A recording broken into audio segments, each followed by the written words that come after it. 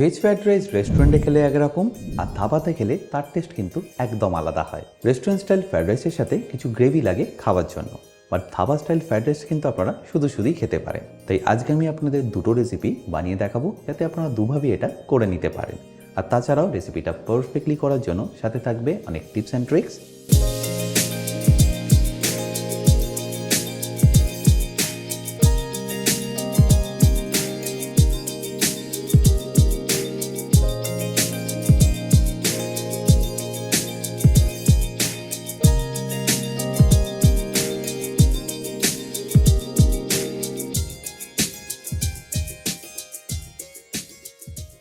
By the way, আমি chef Atanu, আপনারা দেখছেন অতনু রান্নাঘর। আর আজকে আমাদের recipe restaurant style fried rice এবং dhaba style veg fried rice. তাহলে দুরকম ফ্রাইড রাইস বানানোর জন্যই আমি এখানে নিয়ে নিয়েছি 500 গ্রাম বাসমতি চাল, যেটাকে আমি 2-3 বার ভালো করে ধুয়ে নিয়ে দেখুন আধ ঘন্টা মতো ভিজিয়ে রেখেছি। ব্যাস, এবার এটাকে আমি ডাইরেক্টলি বয়েল করে নেবো। আচ্ছা, জলটা আমি এখানে ফেলে দিলাম। এবার ডাইরেক্টলি দিয়ে দিচ্ছি আমি গরম জলের মধ্যে, যেটা আমি আগে থেকেই রেডি করে রেখেছি।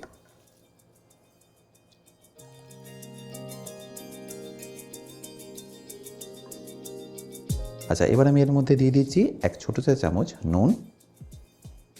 তারপর হাই ফ্লেমে এটাকে ভালো করে একবার ফুটিয়ে নেবো। ফ্রাইড রাইসের টেস্ট কিন্তু ডিপেন্ড করে রাইসের ওপর, তাই রাইসটা আপনাদের পারফেক্টলি কিন্তু কুক করে নিতে হবে। রাইস যদি একটু ওভার কুক হয়ে যায় সেক্ষেত্রে ফ্রাইড রাইসের টেস্ট কিন্তু একদমই ভালো আসবে না, আর আন্ডার কুক হলে এটা খেতেও কিন্তু অতটা ভালো লাগবে না। তাই পারফেক্টলি কীভাবে রাইসটা কুক করবেন দেখে নিন। ফ্রাইড রাইসের রাইসটা আপনাদের কুক করতে মোটামুটি সময় লেগে যাবে ধরুন 8 থেকে 9 মিনিট মতো। সেখানে প্রথম 4 মিনিট আপনাদের এইভাবে হাই ফ্লেমে এটাকে কুক করে নিতে হবে। হাই ফ্লেমে কুক করলে কি হবে, রাইসটা দেখবেন সাইজে কিন্তু অনেকটাই বড় হতে থাকবে। দেখুন রাইসটা কিন্তু আস্তে আস্তে বড় হচ্ছে। আর 4 থেকে 5 মিনিট হয়ে গেলেই যখনই দেখবেন রাইসের সাইজটা এরকম বড় হয়ে গেছে, তখন আপনারা ফ্লেমটাকে একটু লো করে দিন। লোটা আমি এই কারণেই করলাম যাতে রাইসগুলো একটার সাথে একটা লেগে ভেঙে না যায়। আর ফ্লেমটাকে লো করে এটাকে আপনাদের মাঝে মাঝে একবার ভালো করে মিশিয়ে নিতে হবে যাতে রাইসটা ইভেনলি কুক হয়ে যায়। আচ্ছা, ফ্লেমটাকে লো করে আপনাদের এইভাবেই কুক করে নিতে হবে আরও 3 থেকে 4 মিনিটের জন্য। আর 3 থেকে 4 মিনিট পরে যখনই দেখবেন রাইসটা একদম পারফেক্টলি কুক হয়ে এসছে, তখন এখানে দিয়ে দিন 1 চা চামচ মতো ভিনিগার। তারপর একবার ভালো করে মিশিয়ে নিন।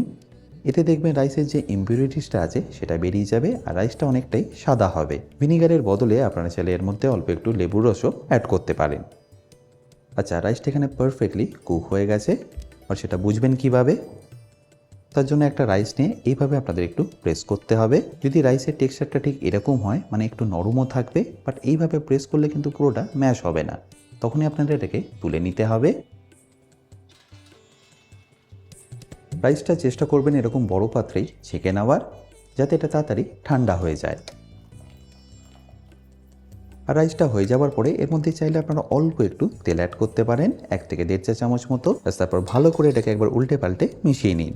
এই রাইসের মধ্যে তেলটা দিলে কি হবে, ফ্রাইড রাইসটা বানানোর সময় ফ্রাইড রাইসটা ঝুরঝুরেও হবে আর রাইসগুলো খুব তাড়াতাড়ি ফ্রাইও হয়ে যাবে। ব্যাস, এবার এটাকে আমি ঠান্ডা করতে দিলাম। আচ্ছা, এবার এই 2 রকমের ভেজ ফ্রাইড রাইস বানানোর জন্য দেখুন আমি এখানে কী কী নিয়ে নিয়েছি। প্রথমেই ভেজিটেবলের মধ্যে নিয়ে নিয়েছি পেঁয়াজ, 3 রকমের বেল পেপার, এছাড়াও লাগছে কাঁচা লঙ্কা, গাজর আর বিনস, সাথে লাগছে রসুন, আদা, কড়াইশুঁটি, কর্ন, পেঁয়াজ পাতার সাদা অংশ, ধনে পাতা আর পেঁয়াজ পাতা। তাহলে আমি সবার প্রথম আপনাদের রেস্টুরেন্ট স্টাইল ভেজ ফ্রাইড রাইসটা বানিয়ে দেখাচ্ছি। তার জন্য একটা চাইনিজ কড়াই নিয়ে আমি গ্যাসটাকে অন করে নিচ্ছি। আচ্ছা, এবার ফ্লেমটাকে হাই রেখে আমি চাইনিজ কড়াইটাকে ভালো করে গরম করে নেবো।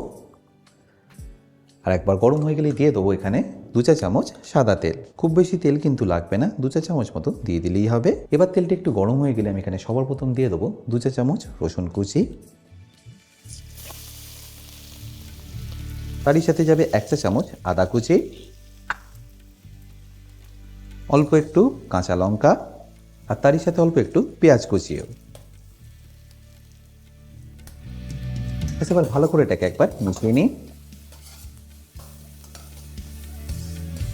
হাই ফ্লেমে এটাকে 30 থেকে 40 সেকেন্ড এইভাবে আপনাদের কুক করে নিতে হবে। আর কুক হয়ে গেলে আমি এখানে দিয়ে দিচ্ছি পেঁয়াজ পাতার সাদা অংশ অল্প। তারপর সেটাকে একটু ভালো করে ভেজে নেব।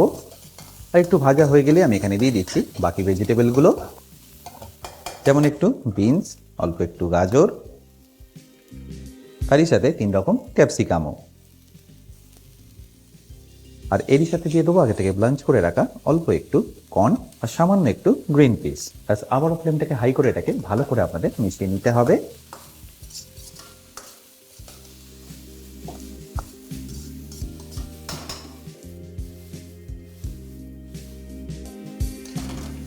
আর ভালো করে টস করা হয়ে গেলেই এইভাবে এটাকে কড়াইয়ের মধ্যে স্প্রেড করে দিন, যাতে এটা পারফেক্টলি ফ্রাই হয়ে যায়। আর এই ফ্রাই হওয়ার সময় আপনাদের মধ্যে দিয়ে দিতে হবে আগে থেকে কুক করে রাখা রাইসটা।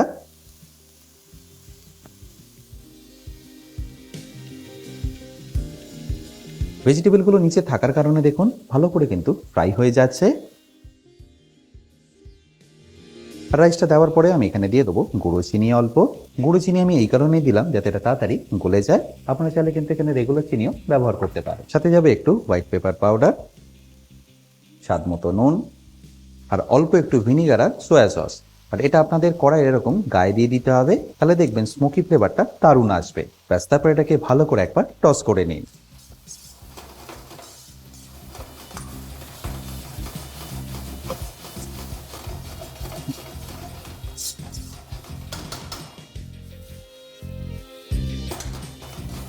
নিশ্চয়ই দেখতে পেলেন এখানে কিন্তু একদম ভালো করে আমি মিশিয়ে নিলাম। আচ্ছা, এবার আমি এখানে দিয়ে দিচ্ছি অল্প একটু আজিনামোটো বা এমএসজি। এটা চাইলে আপনারা দিতেও পারেন, চাইলে নাও অ্যাড করতে পারেন। ব্যাস তারপর ভালো করে মিশিয়ে নিলে আপনাদের রেস্টুরেন্ট স্টাইল ফ্রাইড রাইস কিন্তু পারফেক্টলি রেডি। ব্যাস এবার ফাইনালি এটাকে আমি ফিনিশ করব অল্প একটু পেঁয়াজ পাতার ধনে পাতা দিয়ে। ধনে পাতাটা অপশনাল, আপনারা চাইলে নাও অ্যাড করতে পারেন। তারপরে এটাকে ভালো করে মিশিয়ে গরম গরম পরিবেশন করুন।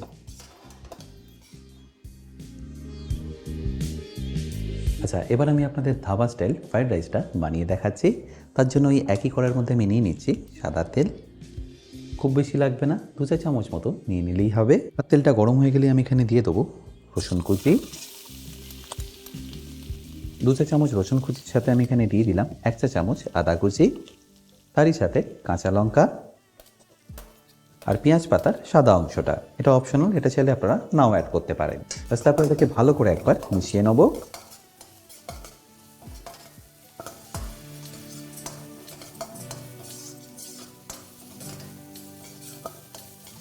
আর ভালো করে একবার মেশানো হয়ে গেলে আমি এখানে সব ভেজিটেবলগুলো একই সাথে দিয়ে দেবো।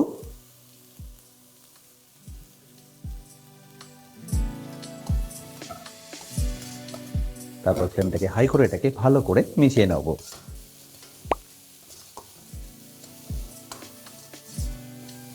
আচ্ছা, একটু ভাজা হয়ে গেলে আমি এখানে দিয়ে দিচ্ছি অল্প একটু চিলি পেস্ট।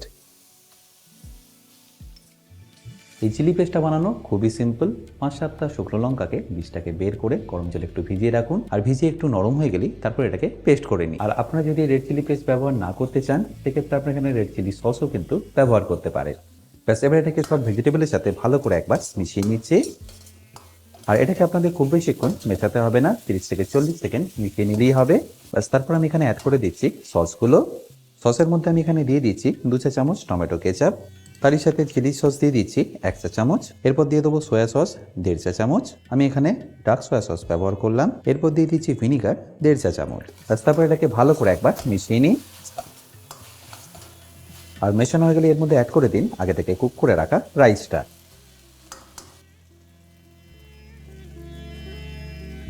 রাইস যদি একদিনের বাসি হয়, সেক্ষেত্রে ফ্রাইড রাইস কিন্তু দেখবেন আরও টেস্টি হবে, কারণ রাইসগুলো খুব তাড়াতাড়ি ভালো করে ফ্রাই হয়ে যাবে। রাইসটা দেওয়ার পরে আমি এর মধ্যে দিয়ে দিচ্ছি স্বাদ মতো চিনি, সাথে যাবে স্বাদ মতো নুন, অল্প একটু ব্ল্যাক পেপার পাউডার বা গোলমরিচ গুঁড়ো, আর তারই সাথে সামান্য এমএসজি বা আজিনামোটো।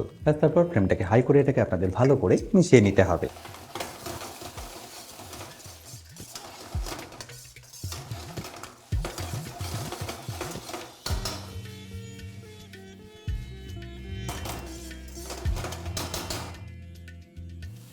নিশ্চয়ই দেখতে পাচ্ছেন এই ফ্রাইড রাইসটা কতটা ময়েস্ট এবং জুসি।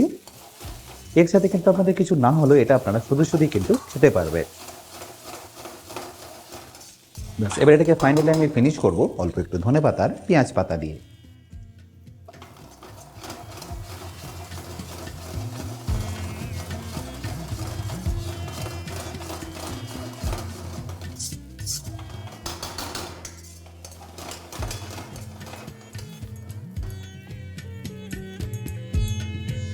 আমি ফ্রাইড রাইসটা পনির মাঞ্চুরিয়ানের সাথে সার্ভ করলাম। আপনারা আপনাদের পছন্দের মতো গ্রেভির সাথে সার্ভ করে নিতে পারেন।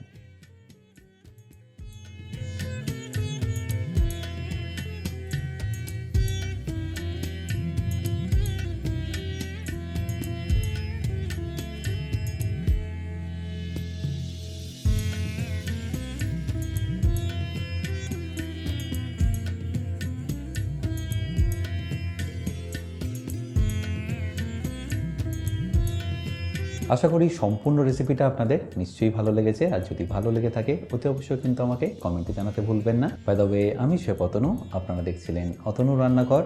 দেখা হচ্ছে আপনাদের সাথে একটা নতুন রেসিপি নিয়ে নেক্সট এপিসোডে। ভালো থাকবেন, সুস্থ থাকবেন।